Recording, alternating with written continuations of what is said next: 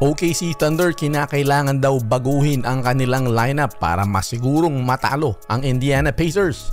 At Indiana Pacers dehado na nga ayon sa mga eksperto, may tumama pang malas na delay ang flight papuntang OKC. Ang Indiana Pacers at ang OKC Thunder ang pwede nating sabihin na dalawang best teams ngayong playoffs. Pero gayon pa man sa kanilang dalawa, OKC Thunder ang liyamadong-liyamado dito sa serye na ito. At dehado na nga ang Indiana Pacers mga kabasketball, hindi pa nakikisama si Mother Nature sa kanila. Ayon sa report ni Scott Agnes ng Fieldhouse Files, dalawang banta ng kalikasan ang nag-delay sa flight ng Indiana Pacers patungong OKC. Thunderstorms at tornadoes.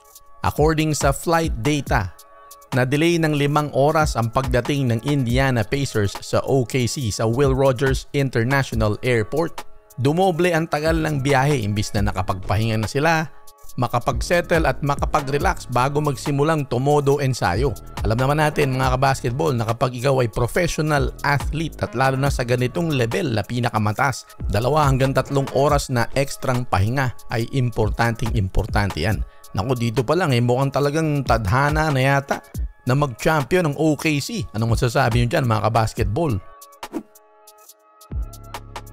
Sinasabi ng mga eksperto na liyamadong-liyamado ang OKC sa NBA Finals matchup nila ng Indiana Pacers, pero gayon pa man, syempre kinakailangan nilang siguruhin yan. Marami mga eksperto nagsasabi na kinakailangan baguhin ng OKC ang kanilang lineup para makasabay sa Indiana Pacers dahil alam natin na ang Indiana Pacers ay run and gun ang kanilang offense. Kung kinakailangan makascore kaagad ng mabilis, yun ang priority nila. Ayon sa mga analyst ay mas mabuti na i-bench nila si Hartenstein at ipalit si Alex Caruso.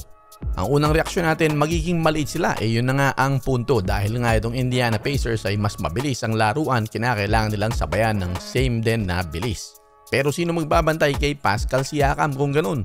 Walang problema dahil kayang-kaya ni Jalen Williams sa kanilang matchup nung regular season. Ay napakita niya na kaya niyang i-lockdown itong si Pascal.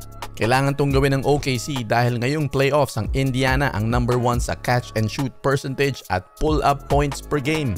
Kaya hindi masyadong kailangan dito yung double big lineup. Ang kinakailangan nila ay yung maliliksing sumabay sa mga jumpers.